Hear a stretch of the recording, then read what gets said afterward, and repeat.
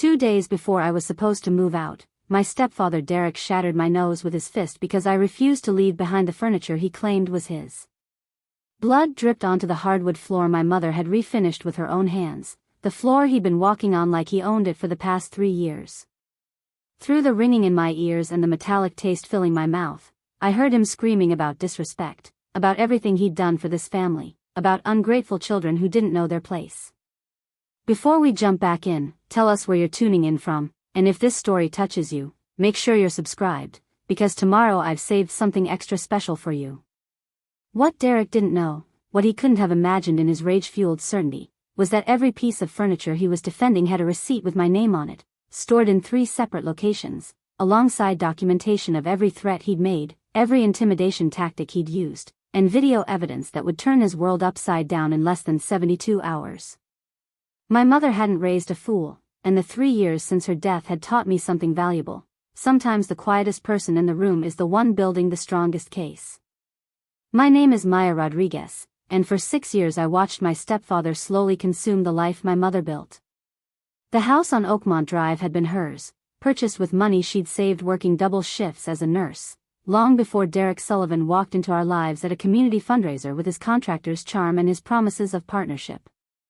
She'd been lonely, I understood that now. A single mother who'd worked herself to exhaustion to give me opportunities, who'd finally met someone who seemed to appreciate her strength rather than fear it.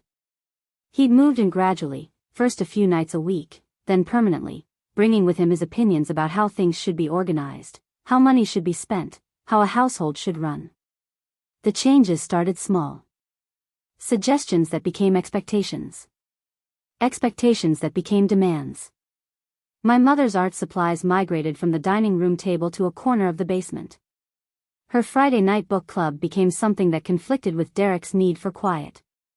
Her friends who visited regularly found themselves somehow less welcome, their calls going unreturned, their invitations declined because Derek had made other plans. I was 22 when he moved in, already living in the converted garage studio my mother had helped me transform into a small apartment, trying to maintain my own space while watching her world shrink month by month. When she got sick, Derek became indispensable. He drove her to appointments, managed her medications, spoke to doctors with an authority that made them listen. I was grateful then, believing he truly cared, that perhaps I'd misjudged his controlling nature as concern. It wasn't until after she died that I found the insurance policy he'd convinced her to take out, the one naming him as beneficiary despite their never having legally married. It wasn't until I started going through her papers that I discovered how many of her assets he'd attempted to get transferred into joint ownership, attempts my mother had quietly refused. The house remained in the trust she'd established years before meeting him, a trust naming me as the sole beneficiary. But Oregon's complicated domestic partnership laws gave Derek enough legal ground to stay, and his attorney had filed motions claiming common law marriage rights, arguing that 3 years of cohabitation and shared household expenses entitled him to continue living there. For 3 years I'd been trapped in this limbo, living in my studio while he occupied my mother's house, sleeping in her bedroom, using her things, gradually replacing her presence with his own. The furniture had become the final battleground, though I hadn't recognized it as such until Derek made his position clear. The mid-century sofa my mother had searched for months to find, the one she'd surprised me with on my 23rd birthday, sat in my studio along with the handcrafted desk she'd commissioned from a local woodworker who specialized in sustainable materials. The vintage record player that had belonged to my grandmother, the bookshelves I'd bought with my first real paycheck, the bed frame I'd assembled myself after moving into the studio. These weren't just furniture, they were the physical markers of my life, the tangible proof that I existed separate from Derek's narrative. When I'd given him 30 days' notice that I was moving out, his reaction had been immediate and hostile. Where exactly did I think I was going? How did I plan to furnish an entire apartment on my graphic designer's salary? Did I really think I could just walk away from family? The questions had felt rhetorical, performative, like he was rehearsing arguments for an audience that didn't exist. It wasn't until he'd walked into my studio unannounced 3 weeks later that I understood what was actually happening. He'd stood in the doorway, arms crossed, surveying my space with the critical eye of someone appraising property. "That couch," he'd said, pointing at the sofa. "That was bought with household money. Your mother and I discussed it. The desk, same thing." You've been living here rent-free for 3 years, Maya. You don't get to just take everything when you leave. I'd stared at him, confusion giving way to recognition. He was rewriting history in real time, claiming ownership of my possessions the same way he'd claimed ownership of my mother's life. I'd kept my voice level, explaining that my mother had given me the sofa as a birthday gift, that I had the card she'd written. He'd laughed, a sound without humor. Cards don't mean anything. She used our joint account. That makes it community property. Except they'd never had a joint account. My mother had kept her finances separate, something I'd verified when going through her papers. But Derek was counting on my uncertainty, my reluctance to fight, the same passivity that had let him occupy this house for 3 years without serious challenge. Over the next 2 weeks, his campaign intensified. He'd bring Tyler, his 26-year-old son from his first marriage, to back up his claims. They'd stand together, this wall of masculine certainty, explaining property law to me like I was a child who needed simple concepts repeated. His sister Diane would stop by with her real estate agent's perspective on how household assets should be divided. The message was clear and coordinated. I had no right to anything, and my insistence otherwise was selfish, ungrateful, the behavior of someone who'd never appreciated what Derek had sacrificed. What none of them knew was that I'd been preparing for this fight since the day my mother died. That the quiet, compliant Maya who nodded at their explanations had spent the last 6 months building something they couldn't see. My best friend Rachel, an attorney who specialized in family law, had been documenting everything. Marcus Thompson, my mother's old colleague from the hospital who'd become a private investigator after retiring from the police force, had been gathering evidence. And I'd been meticulously moving my most valuable possessions to a storage unit across town, photographing everything, backing up files, creating a paper trail that would be impossible to dispute. The attack came on a Thursday evening, 48 hours before the moving truck was scheduled to arrive. I'd spent the day at work, my last full day before taking time off to coordinate the move. When I'd returned home, Derek's truck was in the driveway, parked at an angle that blocked my usual spot, a petty dominance display I'd grown accustomed to. I'd parked on the street, gathered my things, walked toward my studio entrance through the side yard. That's when I'd seen them, Derek and Tyler, loading my desk into the truck bed. The desk was halfway into the truck bed when I dropped my bag and ran toward them. My voice came out higher than I intended, shock overriding the careful calm I'd practiced for weeks. That's mine. What are you doing? Derek didn't even turn around, just kept guiding the desk with Tyler on the other end. They'd removed the drawers, stacked them carelessly near the cab where I could see papers spilling out, personal documents I'd kept organized now scattered like trash. Tyler glanced at his father, uncertainty crossing his face, but Derek's expression remained fixed in that determined scowl I'd learned meant argument was pointless. We're moving this to storage, he said, still not looking at me. You're not taking household furniture. I already explained this. His tone suggested patience worn thin, like I was the unreasonable one, like he wasn't actively stealing my property in broad daylight. I moved closer, positioning myself between them and the truck. My hands were shaking but I kept them at my sides, visible, non-threatening. I have receipts for everything in my studio. My mother commissioned this desk for me. There's documentation, emails with the craftsman, the commission agreement with both their signatures. You can't just take it. That's when Derek finally looked at me, really looked at me, and I saw something shift in his expression. Not guilt or recognition, but calculation.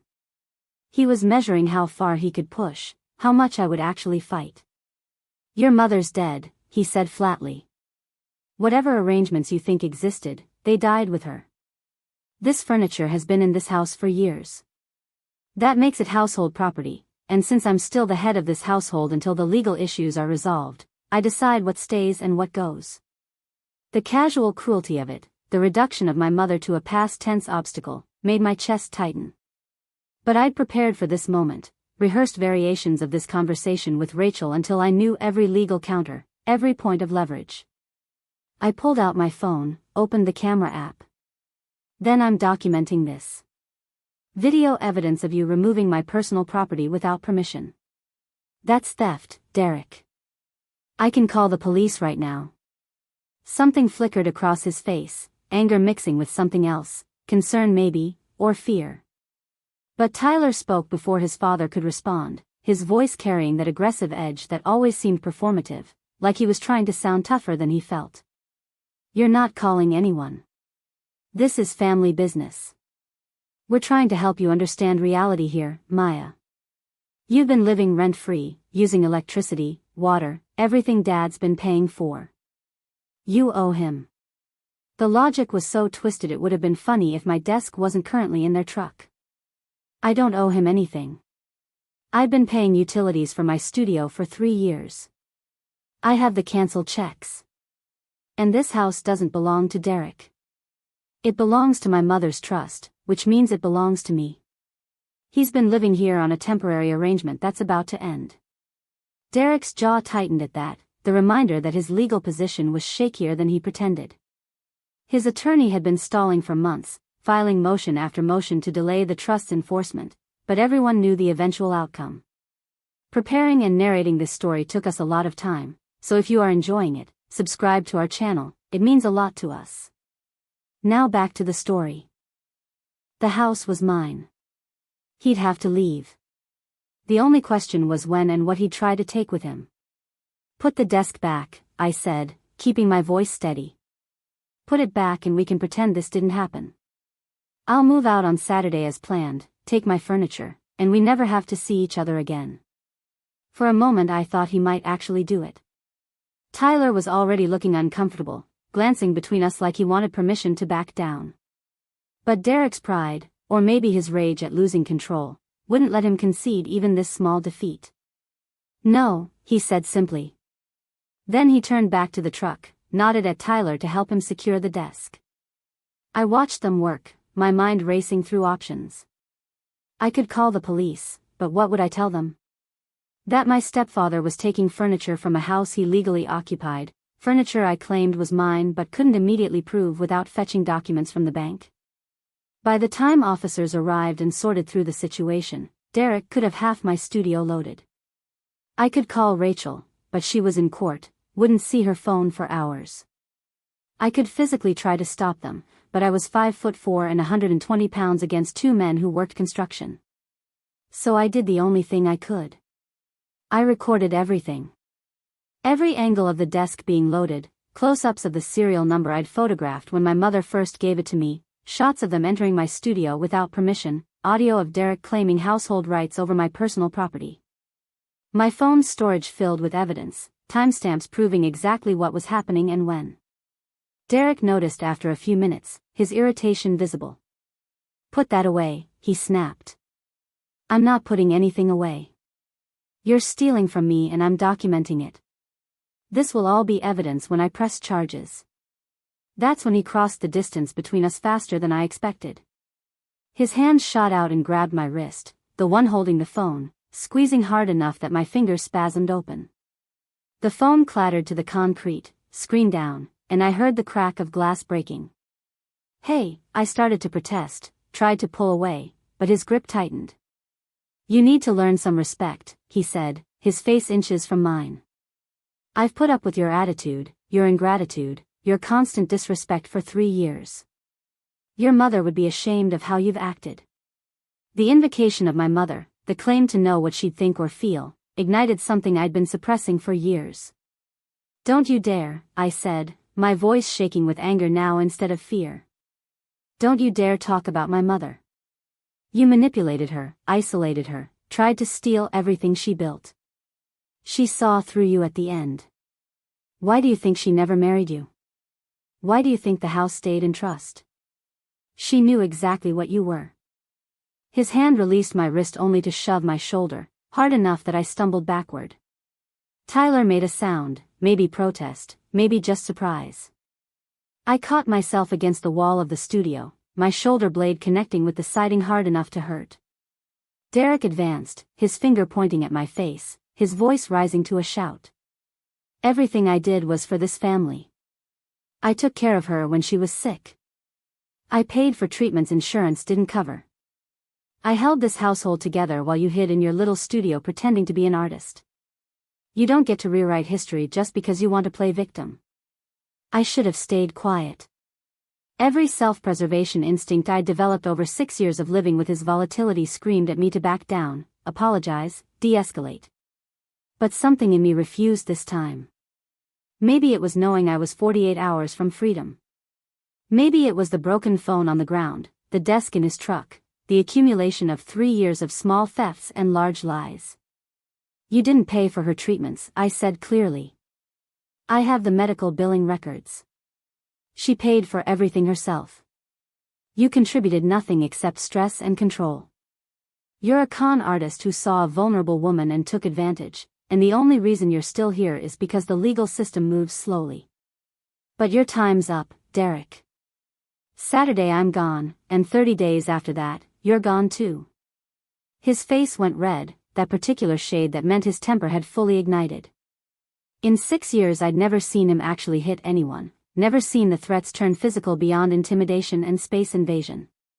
But I saw his hand draw back, saw the intention cross his face, and I knew I'd finally pushed him past the point of control he usually maintained. Time seemed to slow in that strange way it does during crisis.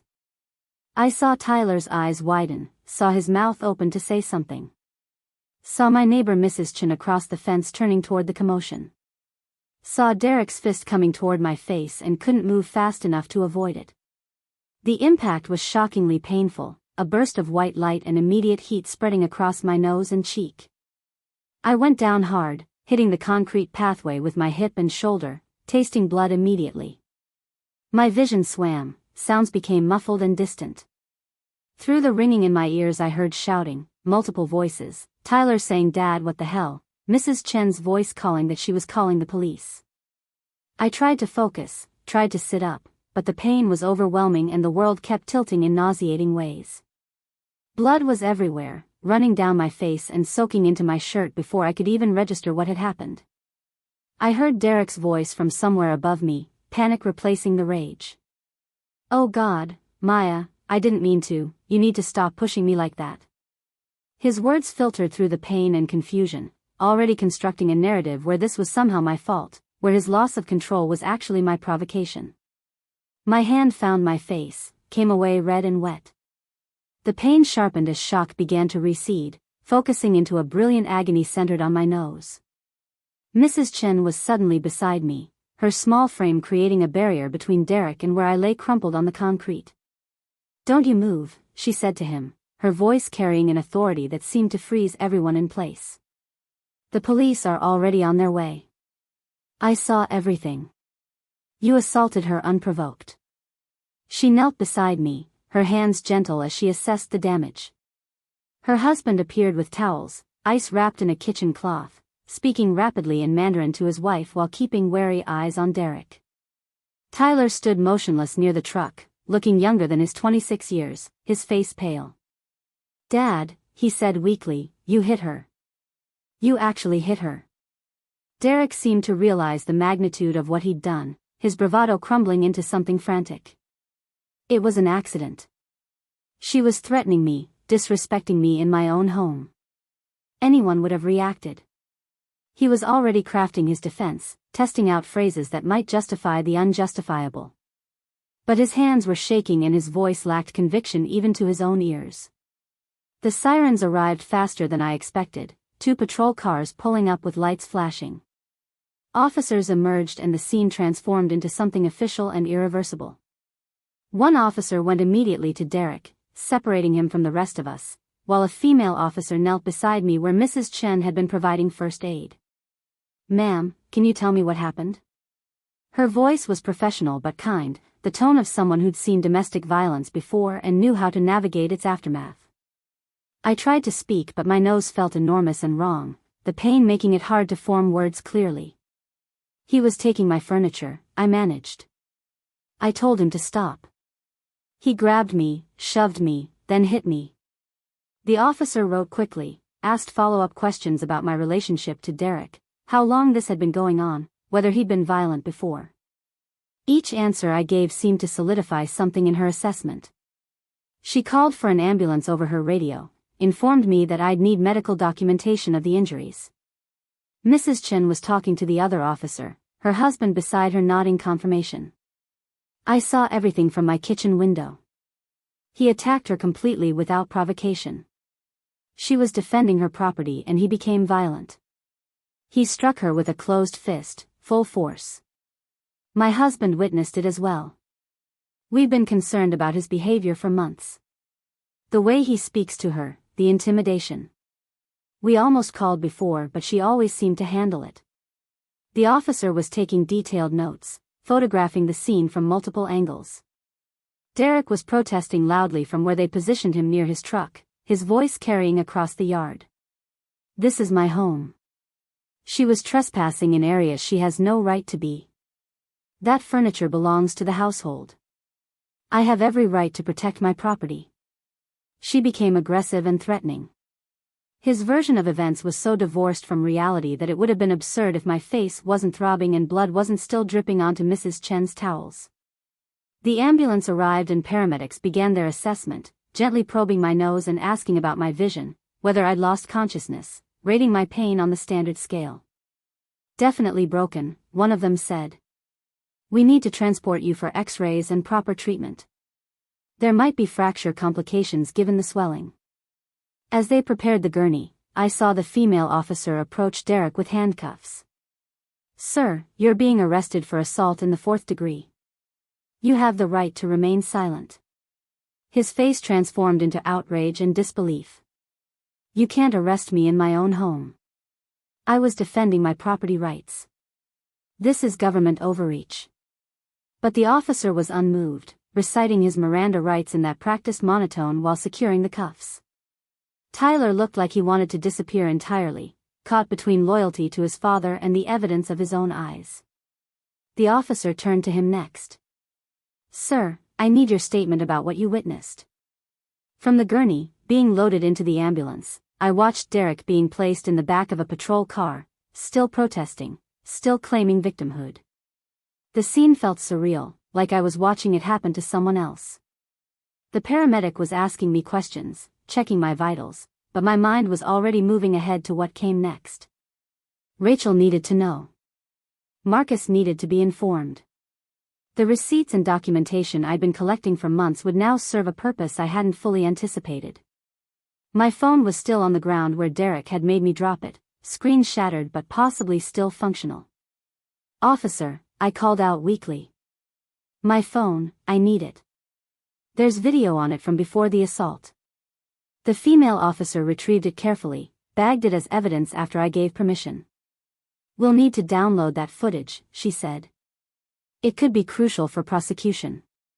I nodded, each movement sending fresh waves of pain through my face. The ambulance doors closed and we pulled away from Oakmont Drive, sirens wailing.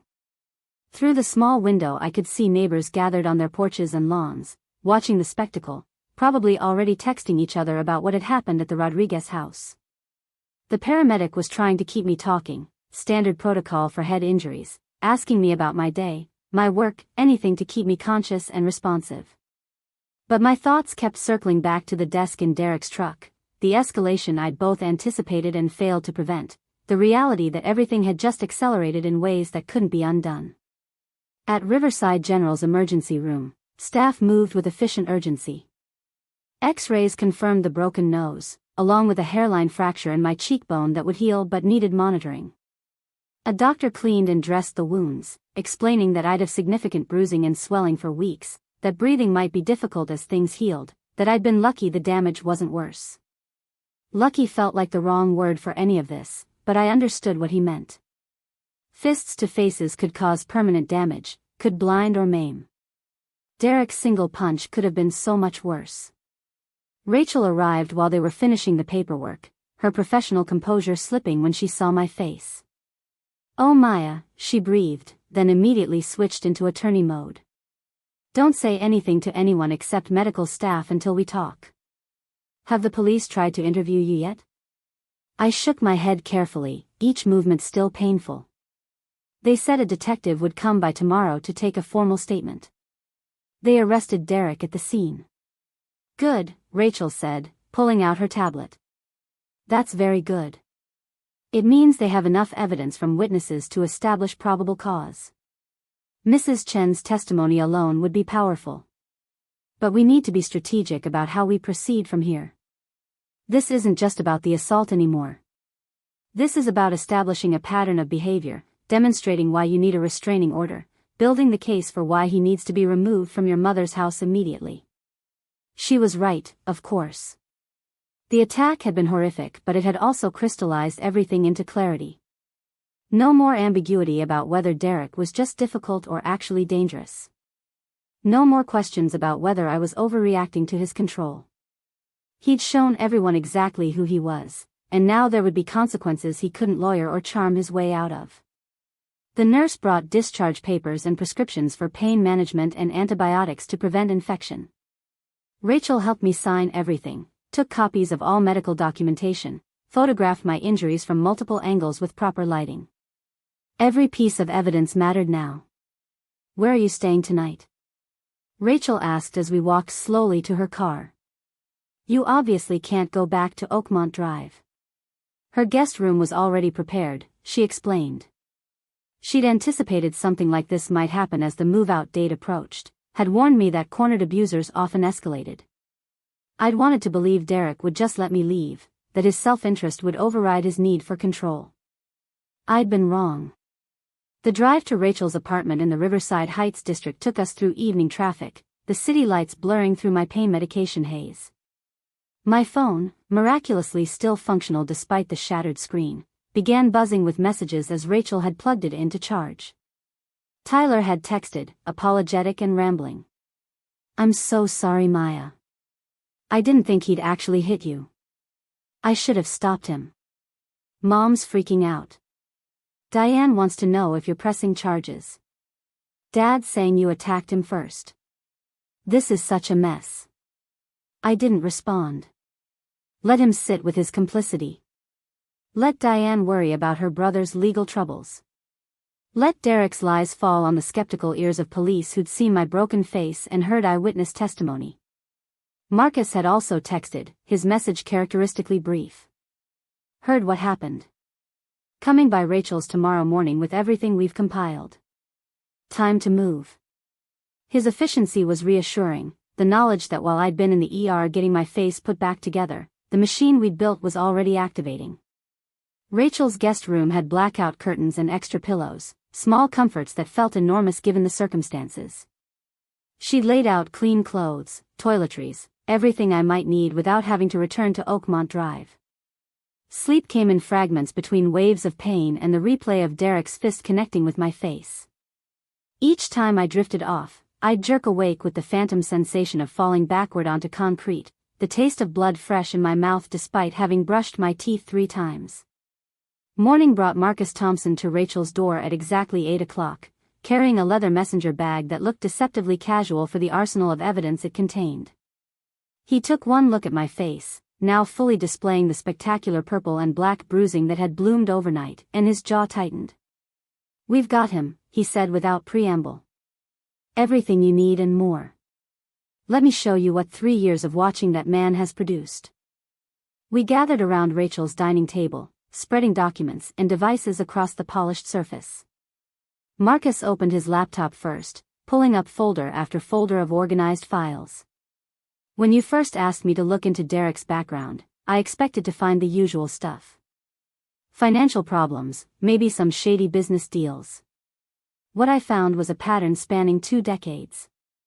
He pulled up a police report from 15 years ago, Derek's first wife listed as the complainant.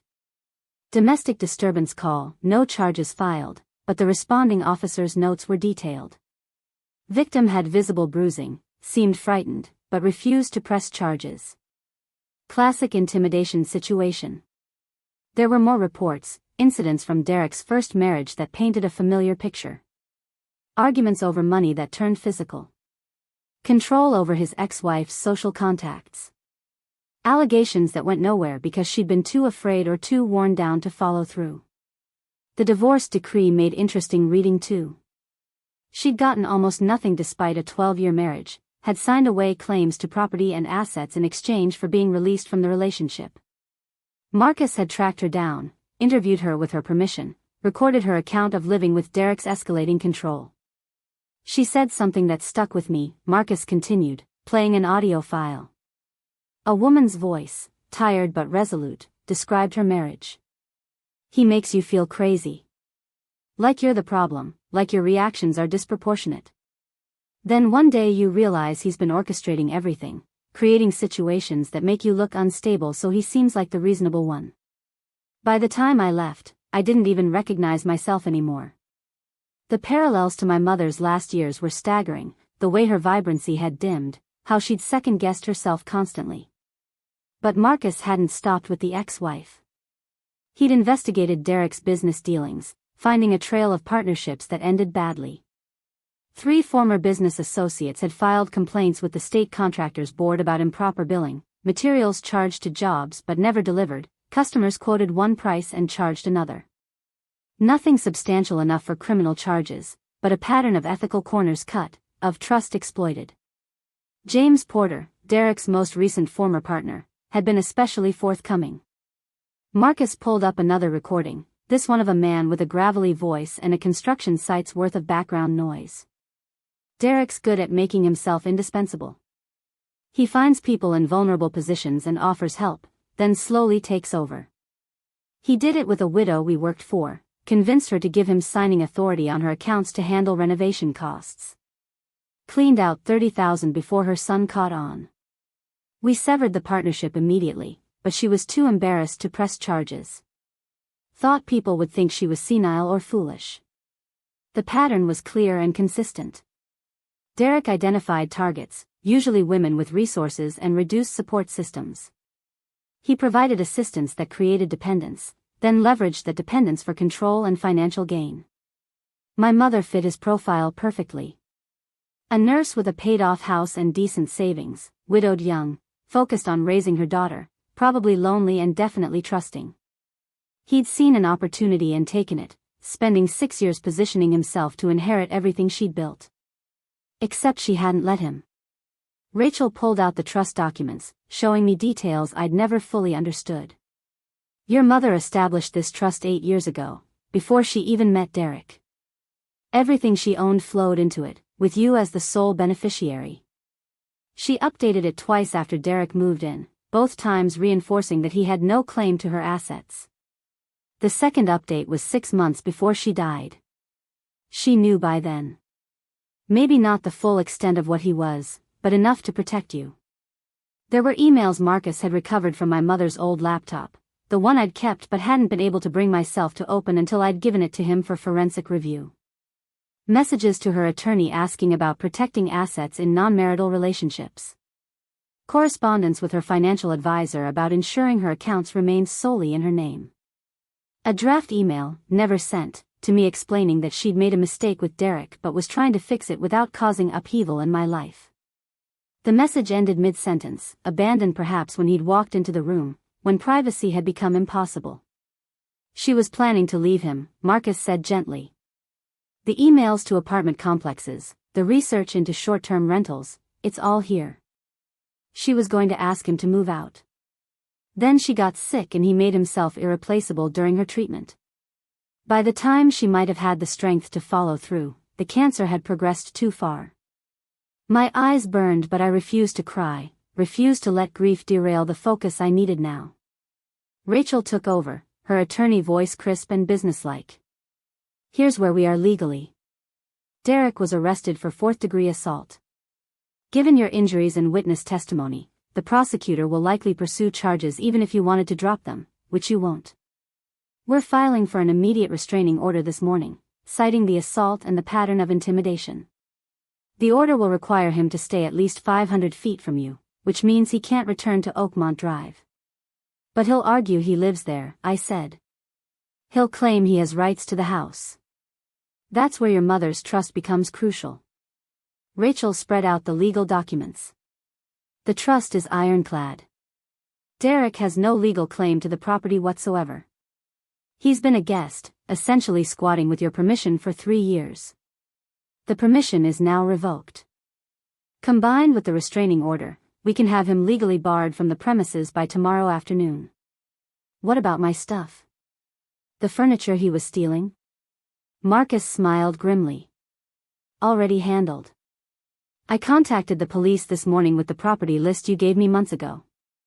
Every item cataloged, every receipt matched to purchases. Your desk is being recovered from Derek's truck as we speak, along with anything else he removed. It's all being transported to your new apartment, which I've arranged to have professionally secured. New locks, security system, the works. The efficiency was overwhelming. While I'd been sleeping fitfully in Rachel's guest room, they'd been orchestrating Derek's complete removal from my life. But there was more. Marcus pulled out a thick folder, this one containing financial records. This is what really seals it. Derek's been siphoning money from joint expenses. Remember how he claimed he'd been paying all the utilities, the household costs? He hasn't paid the property taxes in 2 years. The insurance lapsed 6 months ago. The utility bills he's been collecting money from you for? He's been paying them late or not at all, pocketing the difference. Rachel added her own documentation. I subpoenaed his bank records as part of the trust enforcement proceedings. He's got over $40,000 in an account he opened 2 years ago, all deposits matching the dates when you gave him money for household expenses. He's been systematically defrauding you while claiming you owed him. It's textbook financial exploitation. The numbers swam before my eyes, the casual theft of thousands of dollars while he'd lectured me about gratitude and respect. There's more, Marcus said, almost apologetically. The life insurance policy on your mother. Derek claimed it was just a small policy, enough to cover funeral expenses. It was actually for $200,000. He collected the full amount and never mentioned it to you. Legally he was entitled to it as the named beneficiary, but ethically he let you believe there was no money, let you struggle with funeral costs and estate management while he had a windfall sitting in his account. Every revelation peeled back another layer of deception. The man who'd claimed to care for my mother, who'd positioned himself as the grieving partner, had been calculating and extracting value from the moment she died. Probably before. Rachel showed me analysis of my mother's accounts from her final year, unexplained withdrawals and transfers that lined up with Derek's spending patterns. He'd been stealing from her while she was dying, small amounts she probably hadn't noticed through the fog of illness and medication. So what happens now? I asked, my voice rough. Now we dismantle him, Rachel said simply. The assault charge is just the beginning. We're filing a civil suit for fraud, theft, and financial elder abuse. The criminal complaint goes to the district attorney. Marcus's evidence goes to the state contractors board and the IRS, because I guarantee he hasn't reported that insurance money or the amounts he's stolen from you. By the time we're done, Derek Sullivan won't be able to get a contractor's license anywhere in the state.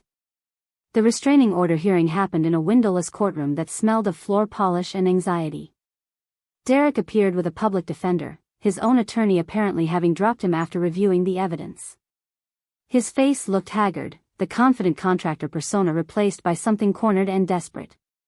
He wouldn't meet my eyes as the judge reviewed the petition, studying the photographs of my injuries, reading through Mrs. Chen's witness statement, examining the police report with its detailed timeline.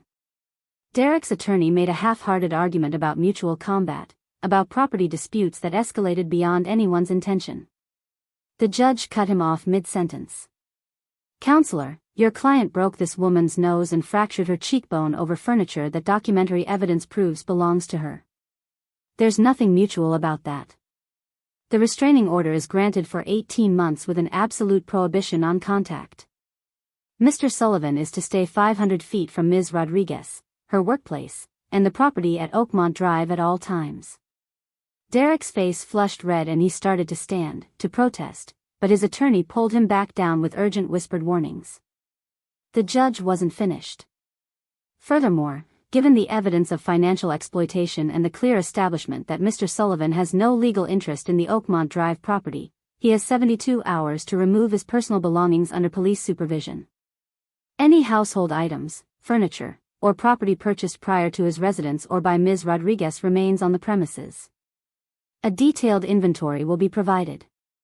Failure to comply results in immediate arrest for violation of this order. Walking out of that courtroom felt like surfacing from deep water. Rachel squeezed my shoulder as we passed Derek in the hallway, his public defender already explaining the limited options for appeal. Tyler was there too, standing apart from his father, looking lost. He approached cautiously as Derek stormed toward the exit. "Maya, I'm sorry. For all of it.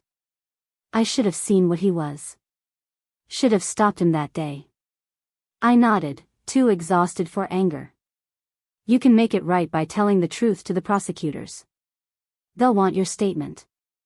He agreed quietly, promising to cooperate fully with the investigation.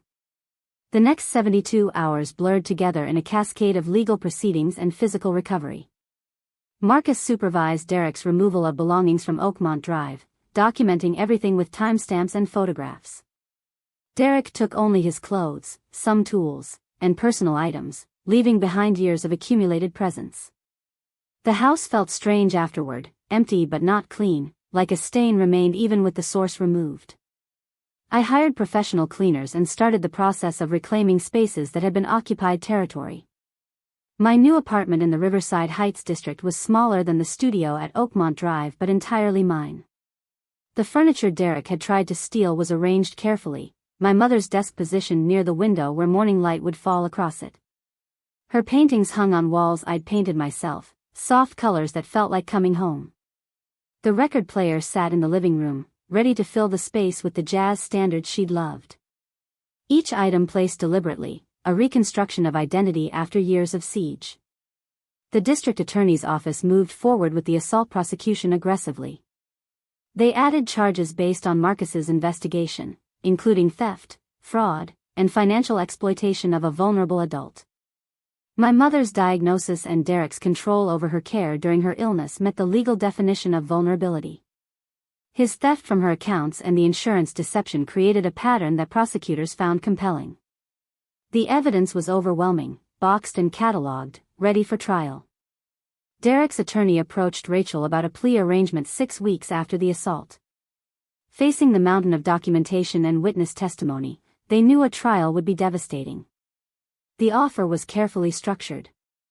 Derek would plead guilty to assault and financial fraud. He'd serve 18 months in county jail, pay full restitution for the money he'd stolen, surrender any claim to my mother's estate or property, and accept permanent prohibition from contact. In exchange, the state would drop the elder abuse charges that carried significantly longer sentences. Rachel presented the offer in her office, laying out the practical considerations. "We could push for trial," she said, "and we'd likely win on every count. But trials are unpredictable and emotionally exhausting. This guarantees he serves time, pays back what he stole, and disappears from your life permanently. What do you want?" I thought about my mother, about the years Derek had stolen from both of us.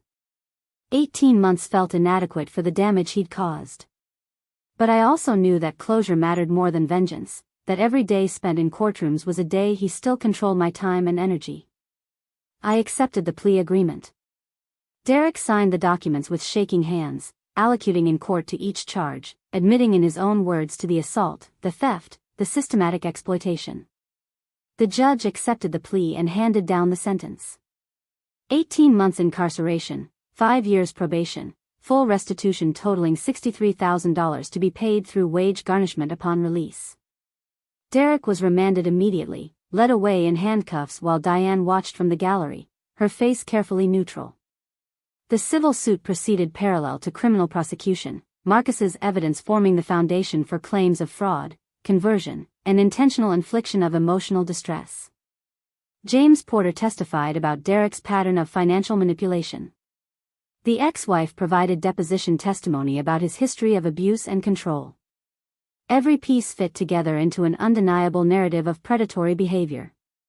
Derek's insurance company settled rather than face trial, providing compensation that would never erase what happened but offered practical resources for rebuilding.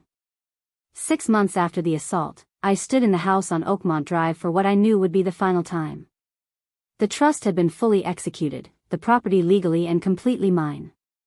But I'd decided to sell it. Too many memories haunted these rooms, both beautiful ones of my mother and painful ones of watching Derek dismantle her world. A young family had made an offer, parents with 2 small children who saw the potential in the bones of the place. They'd fill it with new memories, better ones. The proceeds from the sale went into investments and a down payment on a small craftsman bungalow in the Arts District, a neighborhood my mother had always loved. The new place had a studio space with north-facing windows, perfect light for the painting I'd started doing again, reclaiming the creativity Derek's presence had stifled. My mother's furniture fit perfectly in the new rooms, the desk in the studio, the paintings creating warmth on fresh walls, the record player in a corner where I could listen while working. Marcus stopped by on moving day, helping arrange the heavier pieces, checking the security system he'd installed. "You did good, kid," he said, using the nickname he'd called me since I was 12. "Your mom would be proud. Not just for getting justice, but for not letting it consume you. You're building something instead of just tearing down." His approval meant something, validation from someone who'd known my mother, who understood what she'd wanted for me. Rachel came by that evening with wine and takeout, an unofficial housewarming before the official one I'd planned for next month. We sat on the floor of the living room, boxes still unpacked around us, and talked about everything except Derek. Her new cases, my work projects, plans for the summer. Normal conversation between friends, the kind I hadn't been able to have for years while living under Derek's shadow. The freedom of it felt precious and strange, like remembering how to breathe properly after years of shallow gasps. Derek served 14 months before early release for good behavior. Marcus tracked him through contacts at the county jail, confirming he'd moved out of state immediately upon release, relocating to Arizona where his sister had found him work through distant connections. The restraining order followed him, enforceable across state lines, a legal barrier ensuring he stayed gone. Tyler sent occasional updates, his father apparently working construction again, living alone, diminished in ways that went beyond legal consequences. I thought I'd feel more satisfaction knowing Derek was living reduced circumstances. Instead I felt mostly nothing, an absence where anger used to live. He'd become irrelevant, a problem solved and filed away. The space he'd occupied in my thoughts and life was now filled with better things, with work I cared about, friendships I'd rebuilt, creativity that flourished without constant threat of disruption. The broken nose healed with minimal cosmetic impact. The bruises faded. The deeper injuries took longer, but they too eventually scarred over into something I carried rather than something that carried me. A year after the assault, I hosted Thanksgiving dinner in my new house. Rachel and her partner, Marcus, and his wife, Mrs. Chen, and her husband, James Porter, who'd become an unexpected friend. We filled the small dining room with food and conversation, grateful for different things but united in appreciation for second chances and hard-won peace. I'd placed my mother's portrait in the hallway where I'd see it daily, her smile reminding me that protection sometimes looks like preparation, that love can work from beyond presence. The desk she'd commissioned held my laptop and sketches, current projects mixing with archived memories. I'd found the original commission agreement in her papers, her handwriting on the order form specifying details she thought I'd appreciate. "Built to last," she'd written in the margins. Like everything I want to give her. She'd known even then that I'd need solid foundations, had spent her life building supports that would hold even after she was gone. The trust, the documentation, the careful separation of assets. She'd been preparing for Derek's eventual reveal long before I recognized the threat. Sometimes late at night when the house was quiet, I'd put on her favorite records and work at the desk, feeling her presence in the objects she'd chosen, the space she'd protected, the future she'd secured. Derek had tried to steal it all, the furniture and the house and the legacy. But my mother had built too well and I'd fought too hard. In the end he'd gotten exactly what he deserved, consequences that matched his actions and complete removal from the life he'd tried to claim. The receipts had been mine. The house had been mine. The future had always been mine. Derek had just been a temporary obstacle, ultimately powerless against preparation and truth. Now he was gone and I was here, living in a home I'd chosen, surrounded by things I loved, building a life my mother would recognize and approve. Justice wasn't always swift, but when it came with documentation and determination, it was absolutely thorough. Up next, you've got 2 more standout stories right on your screen. If this one hit the mark, you won't want to pass these up. Just click and check them out.